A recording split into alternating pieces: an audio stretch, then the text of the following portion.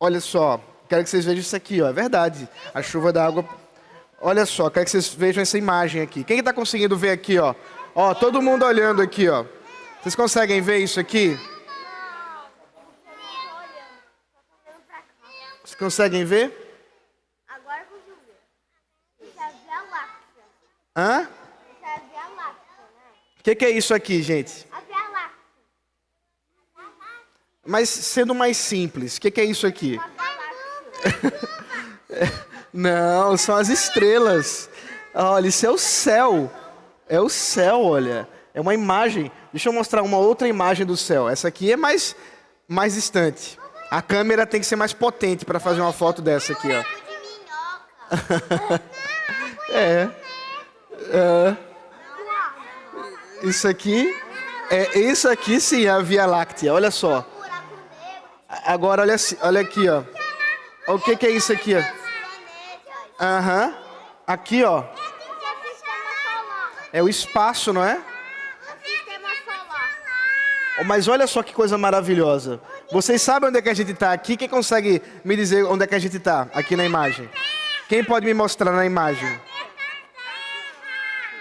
Ah, nesse pontinho aí? Mas é muito pequenininho, não é? É muito pequenininho. Olha aqui, ó. Para quem não está vendo aqui, ó. Olha só. Olha aqui, ó. Ó. A gente está aqui, ó. Nesse terceiro planeta, tá vendo? E a gente é bem menor. Mas olha o tamanho dos outros planetas aqui do nosso lado, ó. Olha que enormes que eles são. Olha. Olha aqui, ó. E agora olha o tamanho do Sol, que não dá nem pra ver na imagem. Vocês estão vendo o tamanho do Sol? É muito grande. Senta lá, fofo. Mas conhece Você viu? estrela que nem dá pra ver o sol. Não, o Sol é uma estrela. Senta, gente, senta. Conheço estrela que é bem maior que o sol, parece nada. Aham. Não é um planeta, Não. é uma rocha. A Lua é um satélite, não é? Mas olha só. Presta atenção aqui, ó, que eu quero mostrar para vocês. Tudo isso aqui, o poder da chuva, a beleza dos astros celestiais lá no céu, mostram algo grandioso. Não só, presta atenção, isso aqui é algo grandioso, não só sobre o que vocês estão vendo, mas sobre algo que vocês não estão vendo aqui. Sabe o que vocês não estão vendo aqui? Quem foi que criou isso? É verdade. Vocês não estão vendo ele aqui, mas vocês conseguem ver o quê? O que ele fez. Isso aqui são as obras das mãos do próprio Deus. Agora, olha só. Alguém que faz algo tão grande, tão maravilhoso, pode ser pequeno? Pode ser menor que isso aqui? Não. Ele tem que ser muito maior que isso aqui. Muito maior que os gigantes. Quando a gente olha para o céu e a gente vê as estrelas, mas Deus ainda é maior que os gigantes. Porque a gente olha para o céu e a gente vê o sol, a gente vê a lua, a gente vê todas essas estrelas, o tamanho, a beleza que elas têm. Mas olha só, a gente vê Deus nas suas obras. O salmista diz, olha só, presta atenção. O salmista diz lá no Salmo 19, que ele olha para os céus e ele vê que Deus está proclamando a sua glória pelos astros, pelas estrelas, pelo céu. O céu está dizendo assim, ó, ei, pessoal, olha só, deixa eu mostrar uma coisa para vocês aqui de novo. Vocês conseguem ouvir? Não sei se vocês vão conseguir ouvir. Olha aqui, ó. Vocês conseguem ouvir o que eles estão dizendo? Vocês conseguem ouvir o que essa imagem está dizendo? Alguém está ouvindo alguma coisa? Não. Mas o salmista diz que eles estão falando. Sabe o que eles estão falando? Uma coisa sobre o Deus. A Bíblia é a voz do Deus. Sim, eu vou falar da Bíblia daqui a pouco. Segura aí. Olha só. essa imagem aqui está falando bem alto alguma coisa. Presta bem atenção. Está bem alto. Sabe o que que é? Glória a Deus! Glória a Deus! Sim, as estrelas estão glorificando a Deus. Ainda que elas não falem, a voz delas podem ser ouvidas por todo lugar, porque não há nenhum lugar na terra que as pessoas não consigam enxergar o céu, o sol. E todas essas obras da criação de Deus dizem glória a Deus. Mas sabe que muitas pessoas não ouvem? É por isso que não é suficiente. E é por isso que Deus também nos deu outra forma da gente ouvir a voz que ecoa nos céus. E sabe qual é a voz que ecoa? Exatamente, João. A Bíblia. A Bíblia diz: ei, glorifique a Deus. Ei, leia a palavra de Deus. Então, a gente realmente precisa amar a palavra de Deus, porque Deus se revelou, Deus se mostrou para a gente por meio dos céus e por meio da palavra escrita. Eu conheço várias histórias. Você conhece várias histórias? E todas elas falam sobre Deus. Sabia? Todas elas falam sobre Deus. Naquele negócio tem uma página que faz todo mundo virar de massinha. Pois é. Fala. Você quer falar? É bom ler a Bíblia, porque a gente nunca esquece de Deus. Isso mesmo. A Bíblia é para a gente sempre lembrar. 2 Bíblias. Então tem que ler 2 vezes. Mas tem 2 Bíblias lá da nossa casa. E aí então você tem que ler 2 vezes a Bíblia. Entendeu?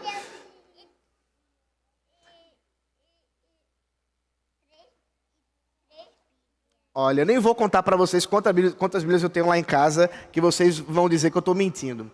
Tem muita Bíblia. Então, olha só, o que eu quero que vocês não esqueçam é o seguinte: Deus não está escondido. Deus se mostrou para a gente. E sabe como foi que Ele se mostrou? Pelas obras da criação e pela sua palavra. E por isso a gente precisa conhecer a Deus, amar a Deus por meio daquilo que Ele se mostrou. Tá bom? E Deus criou, e nós também somos uma demonstração da glória de Deus, é verdade. Agora fecha os olhos para a gente orar, porque eu vou falar ainda mais sobre essa história da revelação de Deus. Fecha os olhinhos e vamos orar. Senhor, nosso Deus e Pai, eu rogo a Ti, Senhor, que abençoe essas crianças, que elas possam Te amar, que elas possam, Deus, Te conhecer, que elas possam ver a Tua glória na obra que Tu criaste nos céus e na terra, como também, Senhor, na palavra escrita, a Bíblia, onde elas podem meditar e ter, ó Deus, a Tua palavra no coração. Abençoa, Senhor, essas crianças para que cresçam e Te amem mais e mais. Em nome de Jesus, amém, amém. Agora vocês vão voltar. É porque você foi tão Mas eu vou falar mais. Senta lá que eu vou falar mais sobre isso, tá bom? Senta perto do papai e da mamãe que eu vou falar ainda mais. Eu trouxe as minhas tias. Ah, suas tias? Então fica perto das suas tias. Vamos devagarzinho, hein, criançada? Devagar.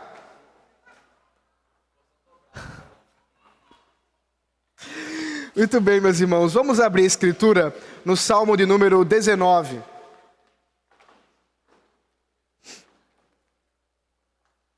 Não se preocupem, porque as crianças pedem a atenção, porque às vezes nós nos demoramos um pouco mais falando com elas, porque elas esperam bastante por vocês, quando elas estão sentadinhas do lado de vocês, ouvindo da palavra e entendendo bem menos do que elas estão entendendo aqui.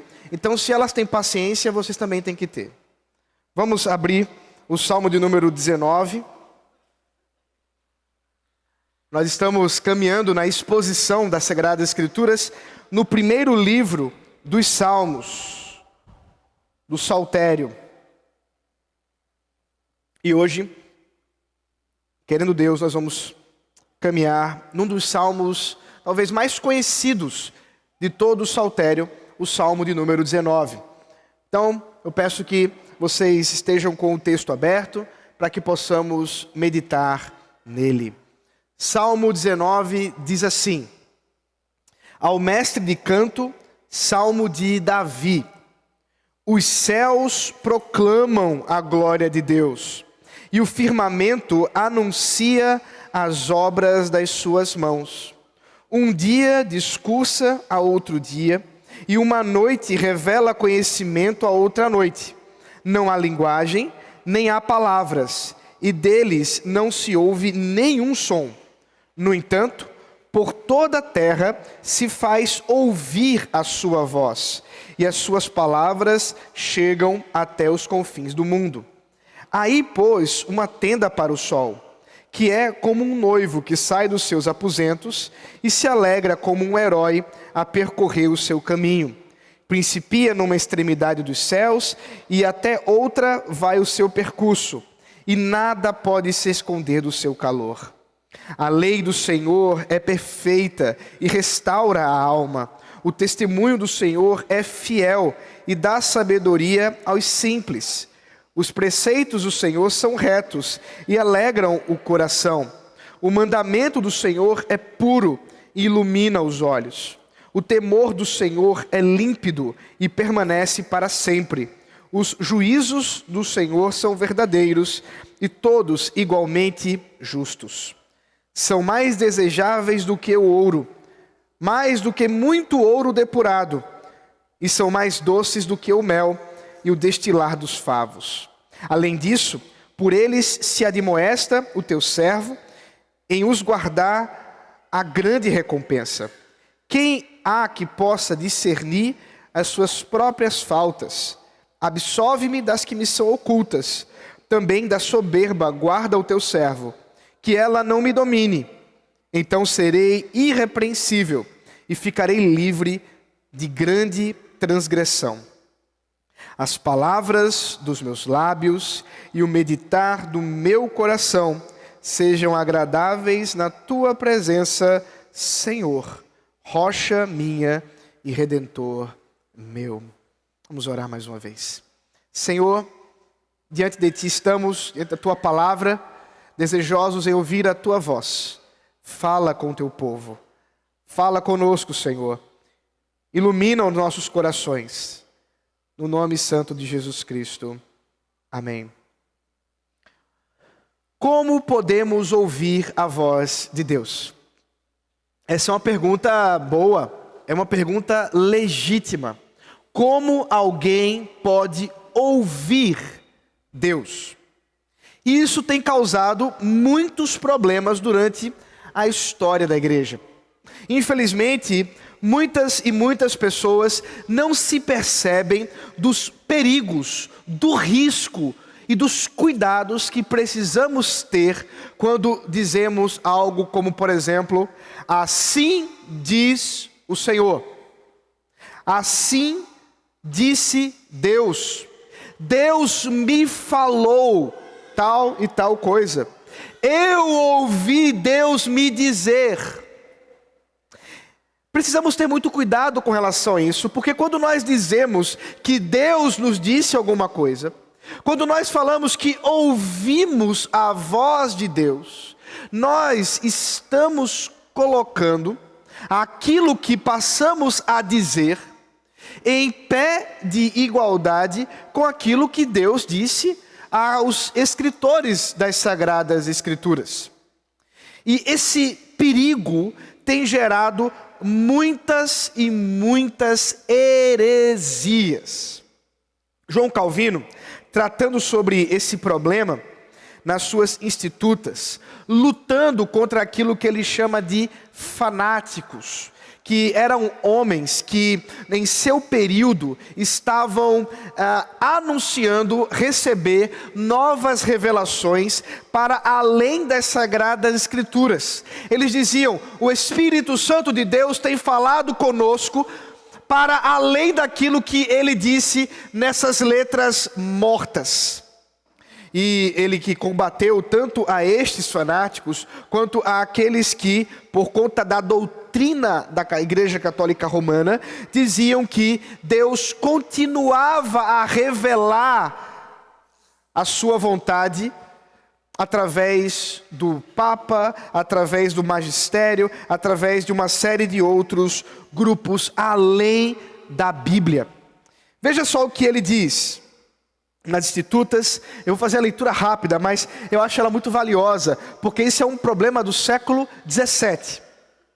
A Bíblia, ele diz, e o Espírito Santo não se dissociam. Quando, porém, nos movem a acusação de que nos apegamos demasiadamente à letra que mata, nisto incorrem na pena de desprezarem a Escritura. Ora, salta à vista que Paulo está ali, em 2 Coríntios capítulo 3, versículo 6, a contender com os falsos apóstolos, os quais, na realidade, insistindo na lei à parte de Cristo, alienavam o povo da graça da nova aliança, na qual o Senhor promete que haverá de gravar sua lei nas entranhas dos fiéis e lhas imprimir no coração. Jeremias 31, 33. Portanto, morta é a letra, e a lei do Senhor mata a seus leitores, quando não só se divorcia da graça de Cristo, mas ainda, não tangido o coração, apenas soa aos ouvidos.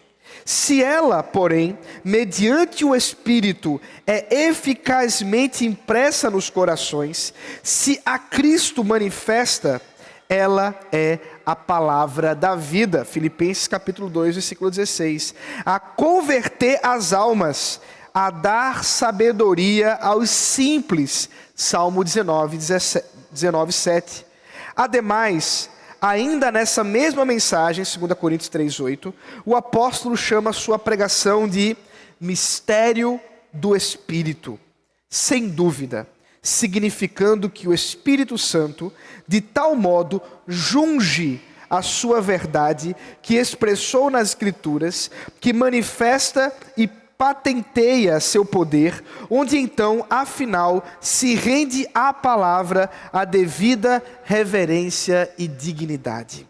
Tampouco isto contradiz o que foi dito pouco atrás, que a própria palavra não nos é absolutamente certa, a não ser que seja confirmada pelo testemunho do Espírito.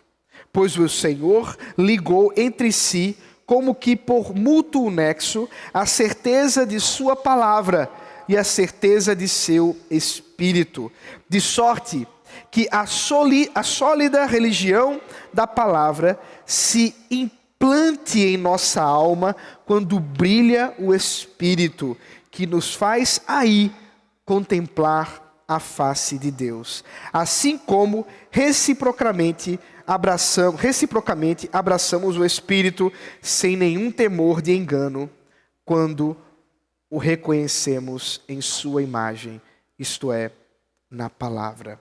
De fato, assim sucede. Meus irmãos, o que Calvino, de modo tão bonito, está nos dizendo é que nós não podemos separar, dividir, divorciar a palavra do Espírito Santo que a inspirou.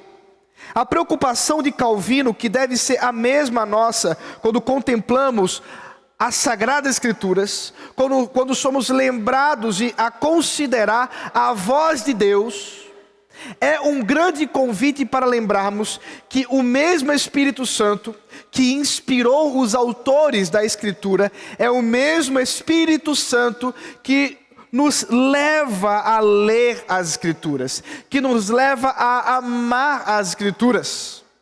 Portanto, meus irmãos, não separem o Espírito Santo da palavra. O crente deve buscar ouvir a voz de Deus. Mas como? Mais uma vez nós perguntamos. Como alguém pode ouvir a voz de Deus?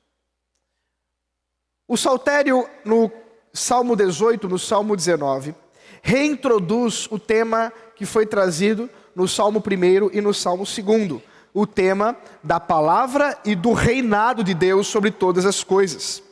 Agora, no Salmo 19, nós encontramos essa exaltação, um belíssimo hino, um belíssimo cântico de exaltação da palavra de Deus. É uma pena, por exemplo, que a canção que nós cantamos no início, como prelúdio, apenas tenha se preocupado com os últimos versos desse salmo, quando que o salmo por inteiro, nos seus 14 versículos, é tão lindo e manifesta de forma tão maravilhosa o Deus que se revela. Amados, nós cremos num Deus que não está escondido. Nós cremos num Deus que não está em algum lugar oculto, mas um Deus que se revelou. E Ele se revelou de modo extravagante.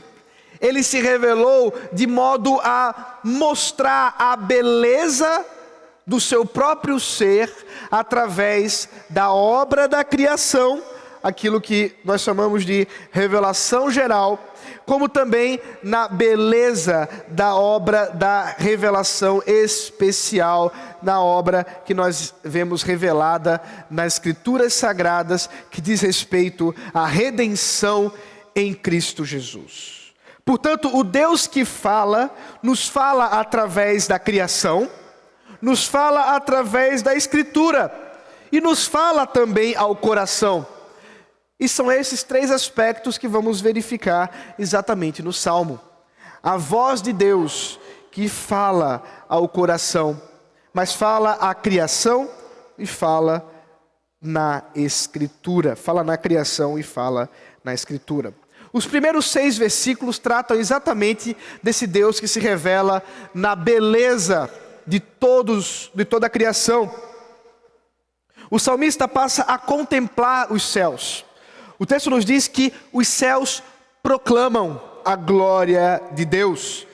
O firmamento, a expressão firmamento traz consigo a ideia de uma grande abóboda, de uma grande extensão que anuncia a glória e as obras da mão de Deus. Essa expansão gloriosa de Deus mostra a grandiosidade da criação e é claro que aponta para a grandiosidade do próprio Criador.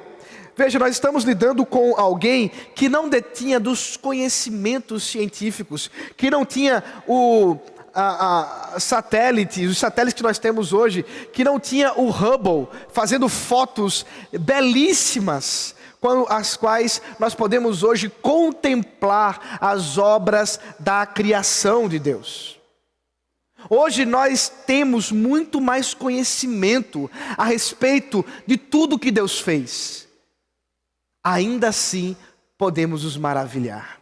Ainda assim podemos contemplar o poder de Deus. Veja, recentemente nós estivemos ilhados.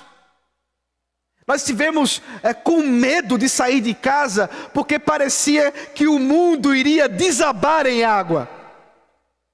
Quando nós contemplamos o poder das chuvas, nós podemos pensar naquele que criou as chuvas. Nós podemos pensar naquele que desenhou as nuvens, naquele que desenhou as estrelas. Tudo isso mostra a glória, o poder, a majestade de um Deus que se revela. Mas essa revelação, ela não é verbal, não é mesmo? Como eu fiz as crianças, eu pergunto aos irmãos, à noite, vá até a varanda, vá até ali um momento, a janela, onde você pode contemplar os céus. Fique em silêncio e tente ouvir a voz dos céus. Tente ouvir a voz das estrelas. Você não vai ouvir nada.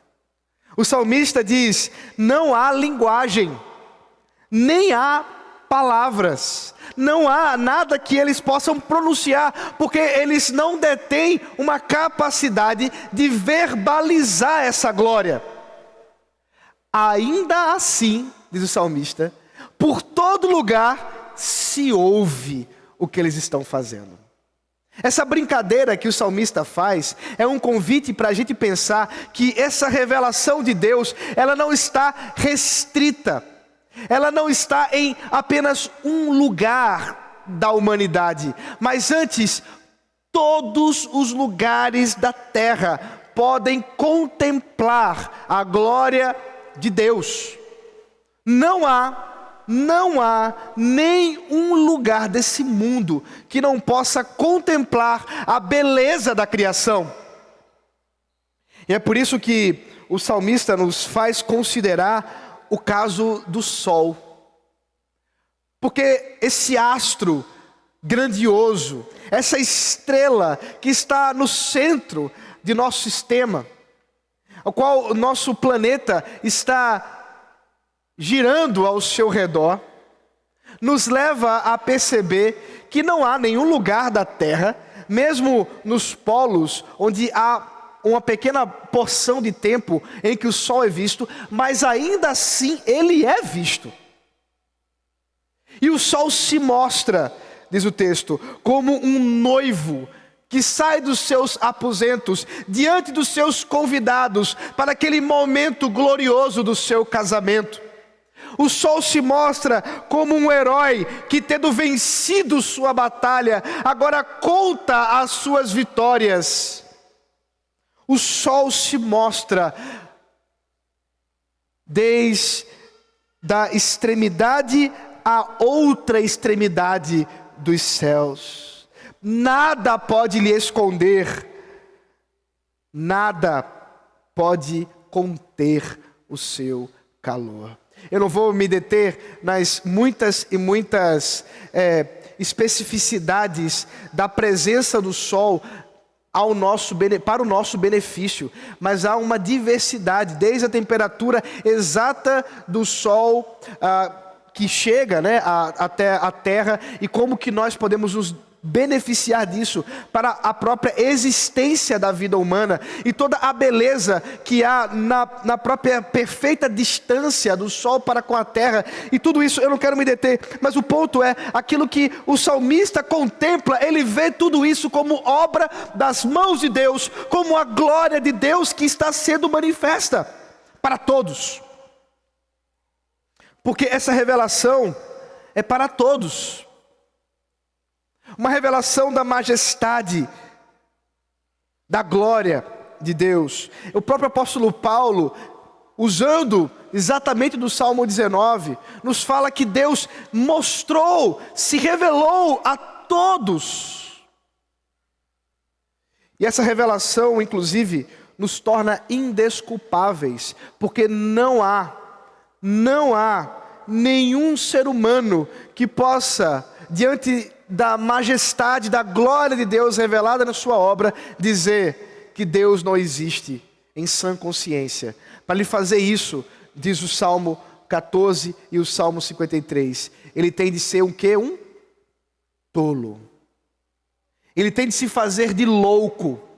Ele tem de olhar para os céus e negar a realidade e dizer: não há nada por detrás disso.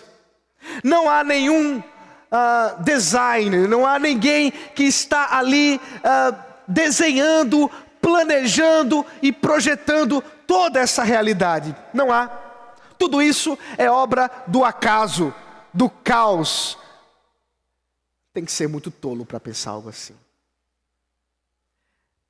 Tem que ser muito louco para contemplar as obras da criação e acreditar que isso possa vir fruto de meras estruturas randômicas, aleatórias, produto de uma evolução que vai acontecendo durante milhares e milhares e milhares de anos. Simplesmente isso não é possível, porque todas essas coisas anunciam a glória de Deus. E o tolo tenta arranjar uma desculpa para não contemplar essa realidade. É nesse sentido, portanto, que o salmista nos leva a considerar que, de fato, toda ciência, toda boa ciência, deve estar submetida a essa revelação de Deus. Na verdade, toda ciência só existe porque Deus se revela, porque toda a verdade é verdade de Deus. Todas as descobertas da humanidade, se verdadeiras, vieram do próprio Deus, porque o homem foi criado para reconhecer na obra do Senhor, na obra de Deus, o próprio Criador. Mas como eu disse, há uma limitação. E essa limitação se dá, primeiro porque a própria revelação da criação, por não ser verbal, ela é incapaz de anunciar coisas mais específicas a respeito de Deus.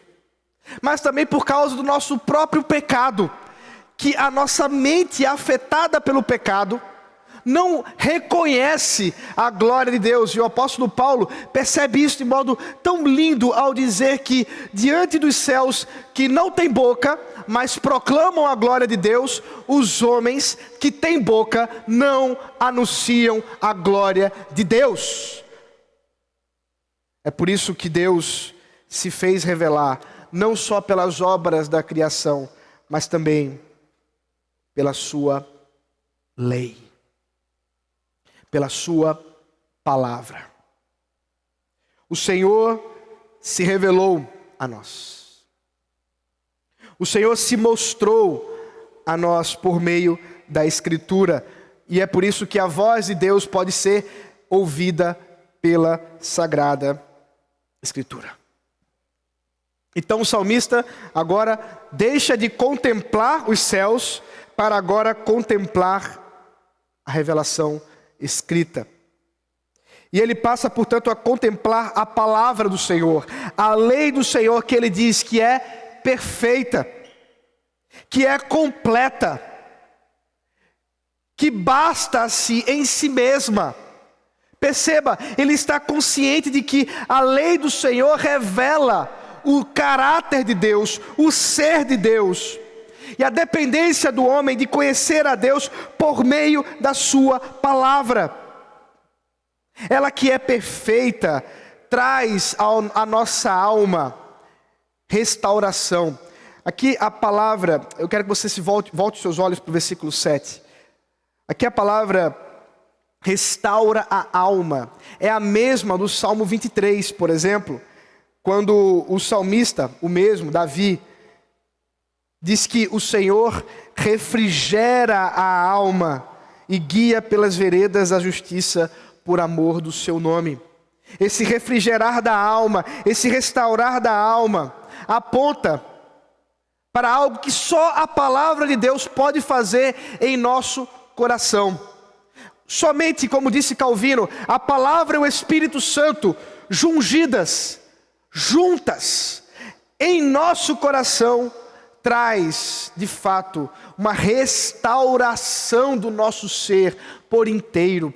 Essa restauração que perpassa o arrependimento. Isso é uma outra forma de traduzir o texto. A lei do Senhor é perfeita e arrepende a alma. Por quê? Porque quando nós contemplamos os céus, quando nós contemplamos as estrelas, quando contemplamos a obra da criação, por mais bela que seja, jamais vamos olhar para isso e dizer como eu sou pecador. Você não vai chegar para as cataratas lá em Foz do Iguaçu, a beleza da criação de Deus, a força da água, olhar para aquilo ali e dizer assim: nossa, isso aqui está me levando ao arrependimento. Olha como eu sou pecador, miserável. Eu preciso de redenção, olhe para isso. Não detém essa capacidade. É necessário que outra coisa nos atinja. E perceba, a revelação de Deus, ela atinge o nosso coração. A palavra de Deus, portanto, ela restaura a alma, porque ela vai no mais profundo do nosso ser. Ela corta o nosso coração.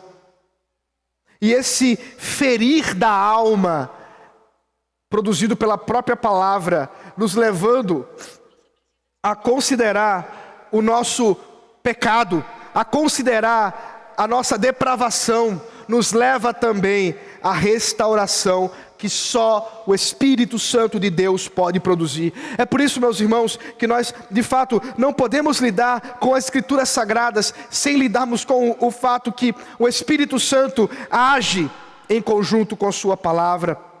Por isso, ela também, diz o versículo 7 ainda, é um testemunho fiel do Senhor. A palavra de Deus é confiável. Os homens podem falhar, os homens podem errar, mas a palavra de Deus nunca erra.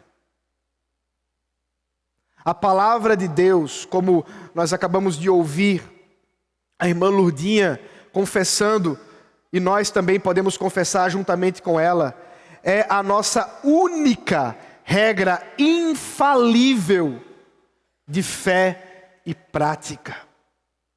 Única, porque detém aquilo que Deus desejava revelar ao seu povo. É por isso que ela é fiel e confiável, que dá sabedoria aos simples. Há uma citação, se eu não estou enganado, é do Francis Schaeffer, que diz que a mais jovem criança, com a Bíblia na mão, pode dizer ao mais douto dos homens: você está errado. Porque diante da palavra de Deus, não há PhD, não há DD, não há DTD, não há DDD, não há nada, não há títulos. Diante da palavra de Deus, não há nenhum homem que possa colocar a sua palavra superior ao Senhor. Não. Pelo contrário, é a palavra de Deus que julga todas as outras palavras. É a palavra de Deus que vai julgar todos os outros ditos, juízos, pensamentos. Por isso, nós devemos buscar conhecer da palavra do Senhor, dos preceitos do Senhor.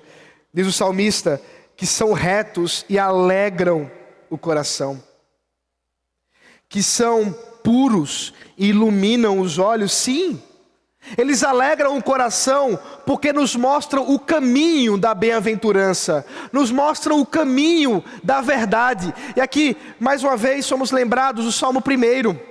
Bem-aventurado aquele que não anda segundo o conselho dos ímpios, dos pecadores, dos escarnecedores, mas antes medita na lei do Senhor, às vezes, né? Não, de dia e de noite. Por quê? Porque é lá que ele encontra alegria, júbilo, deleite para a sua alma. Meus irmãos, o Espírito Santo de Deus que fala pela palavra, nos dá gozo quando nós podemos meditar nas Sagradas Escrituras. Não é meramente um momento de intelectualidade que você pode dedicar aqui, eu vou fazer um estudo, uma análise. Você pode fazer isso, inclusive, mas isso é muito pequeno comparado ao que de fato é meditar nas Escrituras, porque isso traz júbilo, alegria.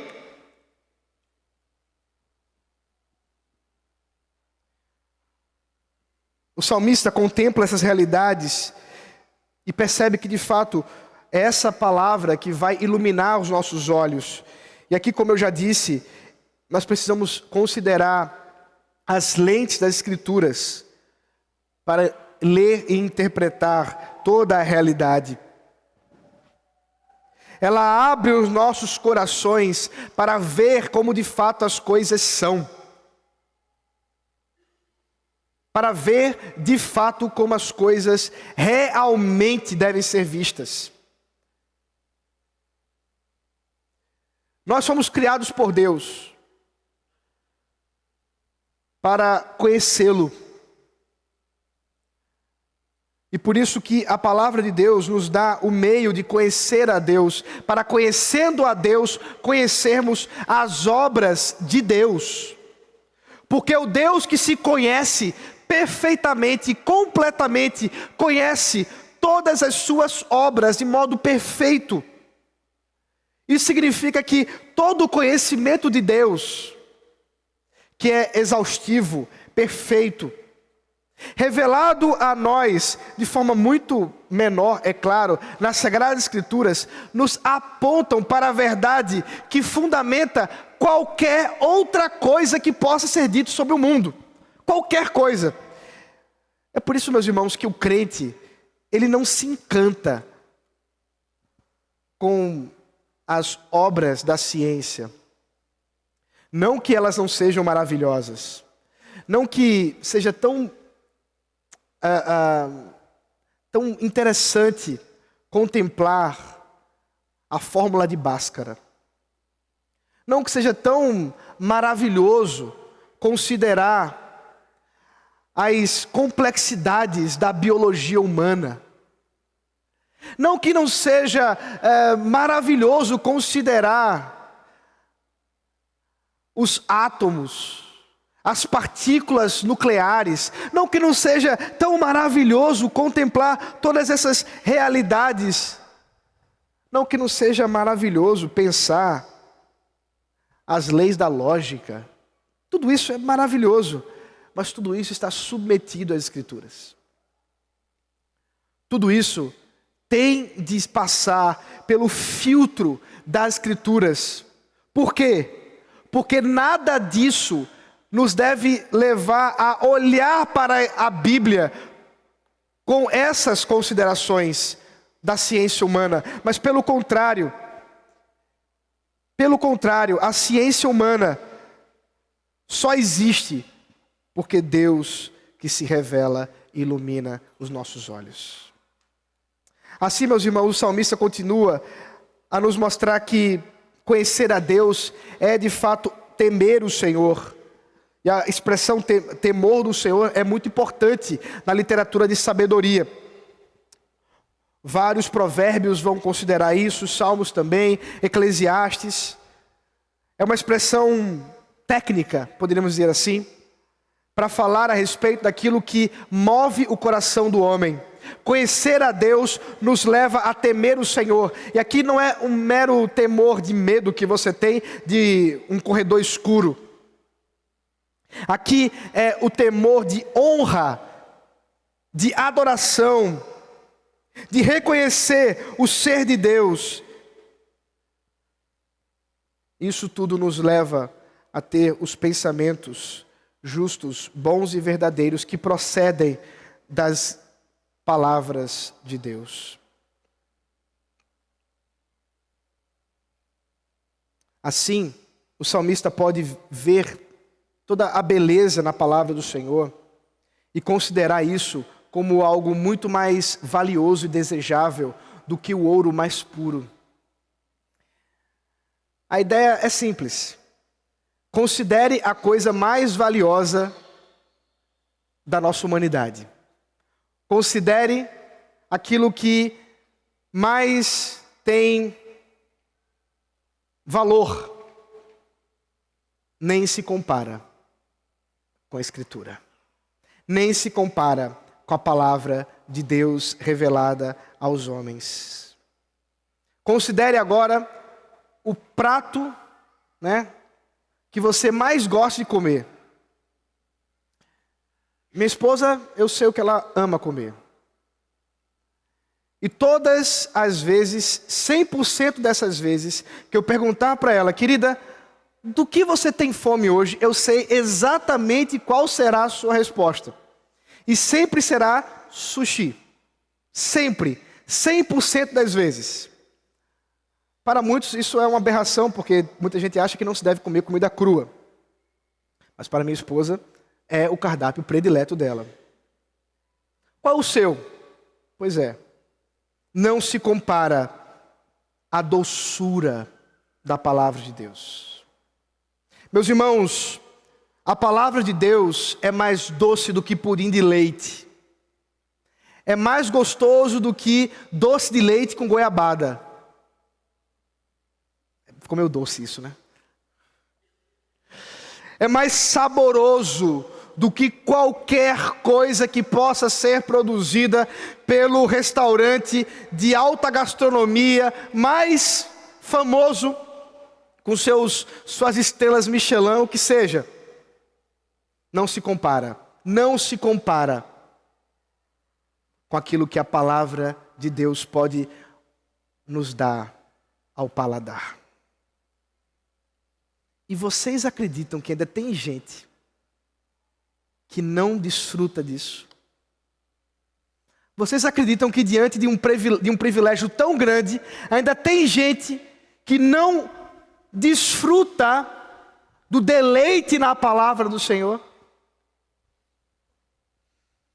Mas o salmista considera que a voz de Deus, ela não fica somente na própria escritura, mas ela atinge o coração do homem, e é isso que ele passa a nos falar a partir dos versos de 11 a 14.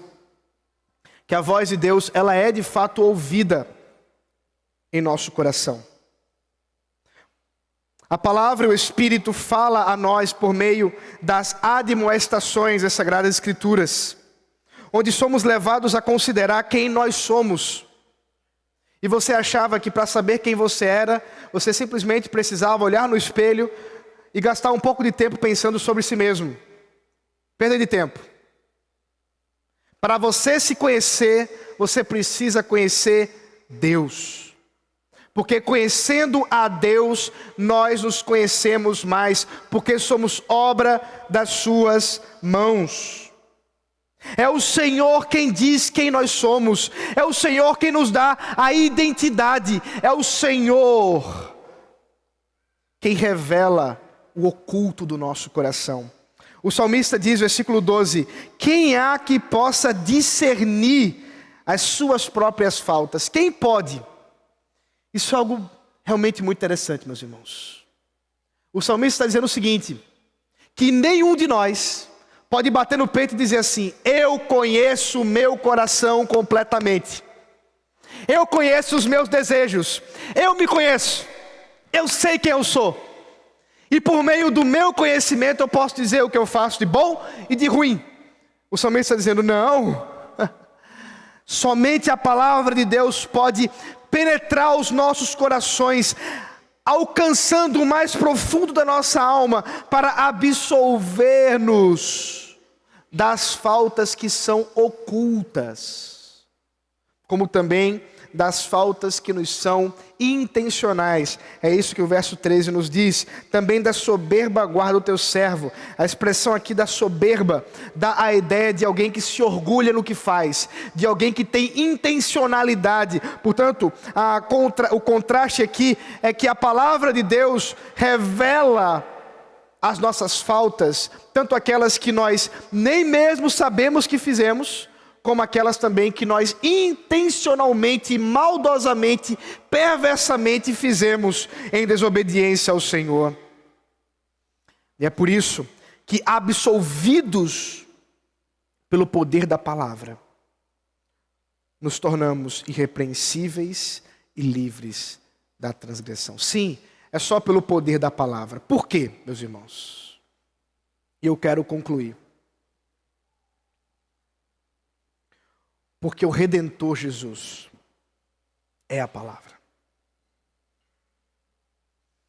O apóstolo João, no seu Evangelho, no capítulo 1, nos fala que no princípio era a palavra.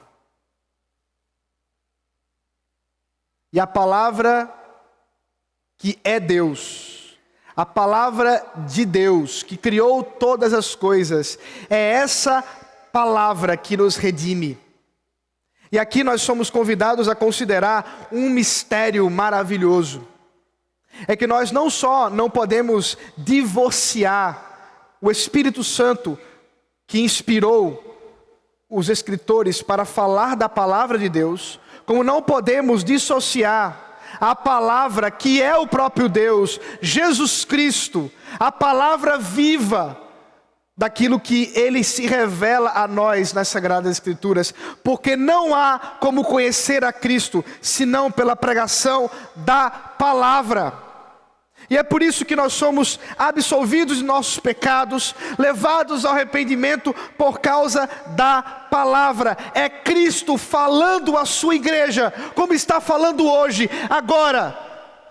Quem tem ouvidos, ouça, para ouvir o que o Espírito Santo tem a dizer, quando Cristo está falando com sua igreja, e Ele está fazendo isso agora. Amados do Senhor Jesus Cristo, o salmista pode concluir o salmo com essa belíssima poesia, esse belíssimo poema.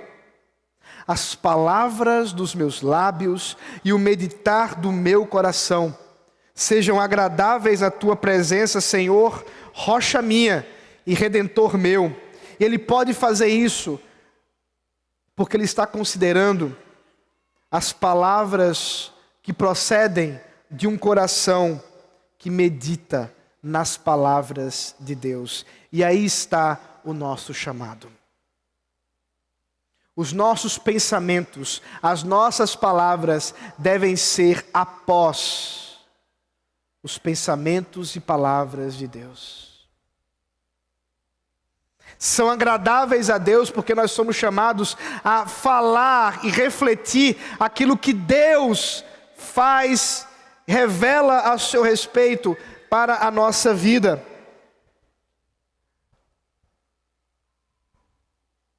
Meus amados, muitas vezes nós incorremos em grande perigo quando nós queremos inventar a roda. Quando nós queremos inventar as palavras de Deus. Cuidado. Cuidado. Antes de querer colocar palavras na boca de Deus, ouça aquilo que Deus falou pela boca dos seus profetas. E especialmente revelou por meio de Jesus Cristo.